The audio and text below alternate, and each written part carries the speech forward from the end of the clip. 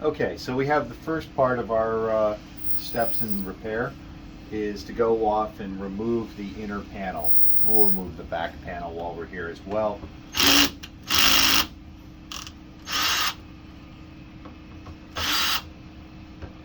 Remove the 4 screws.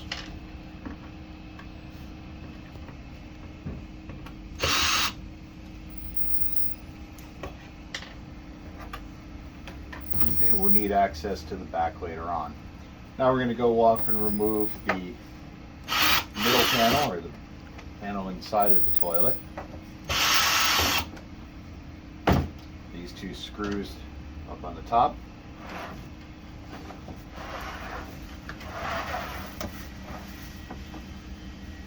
Now we can remove the cartridge and the container all as one. If you're having to do a repair, you still have plenty of life left on your cartridge, you don't want to throw it out, you can just lift up the cartridge some, all right?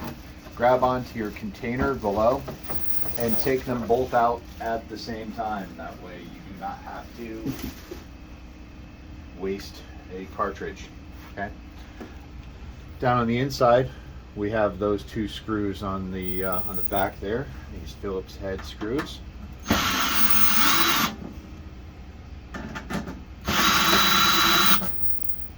Go ahead and replace those, take those out. Now to get the panel out of the inside of the toilet, slide the bottom of the panel towards the front of the toilet until the top clears, and then you can just remove the panel.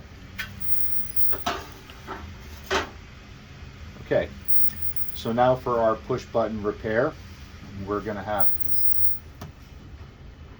to go off and remove the tape. And save the tape. The tape is very sticky. It will be able to be reused. Okay. Then we'll come around to the back of the toilet, and we will go ahead and remove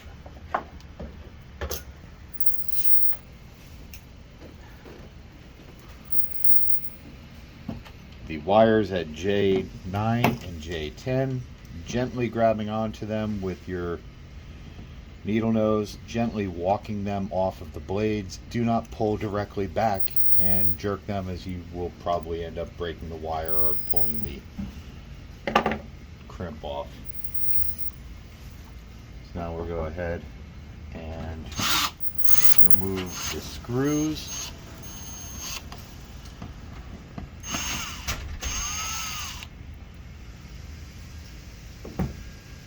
Okay, remove the tape. And again, set it aside, stick it on the edge of your table. You'll want to reuse that. Now we're going to take our wire and pass it through the through hole here to the back wall.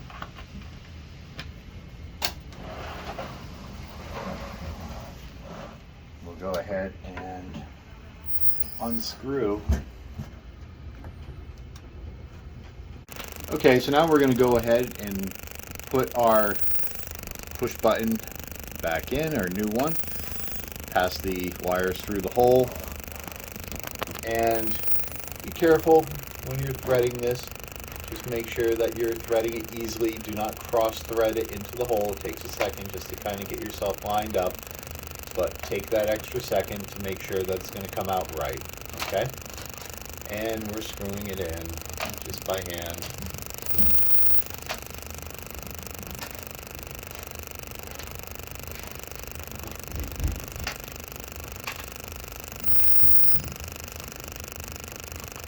Okay. Don't want to screw it in too tight, but it does want to be, in there. Now we'll come back to the inside, pass our wires through the back, through the hole. Okay. And we'll take that and we'll leave a little bit of slack behind and just kind of bend that down over the edge of the wall. We're going to take one of our pieces of tape that we saved, and we're going to tape that hole closed.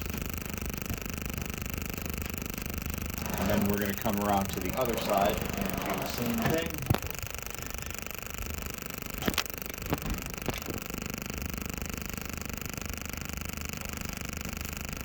And I like to go ahead and take my fingers and from the inside and the outside press the tape into itself through the center of the hole.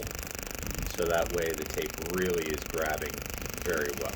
Very sticky tape, works wonderful, but I like to do that little extra step. So now we're going to take our circuit board, and if you're using a screwdriver, go ahead and set the clutch down very low. It takes very little pressure to get this to screw in. Leave it a little loose. Come get the other side.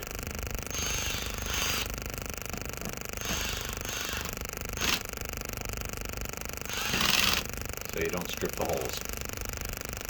Then we'll come over here. J10 is to the outside. You have the numbers down on the bottom here. J9 and J10. Push that on. Push the other wire on. Use your needle nose to finish the job.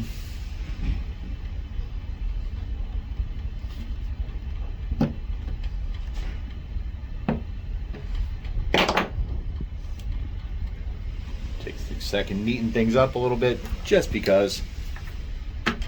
Plug it in. There you go. Put your back panel back on and you're all set.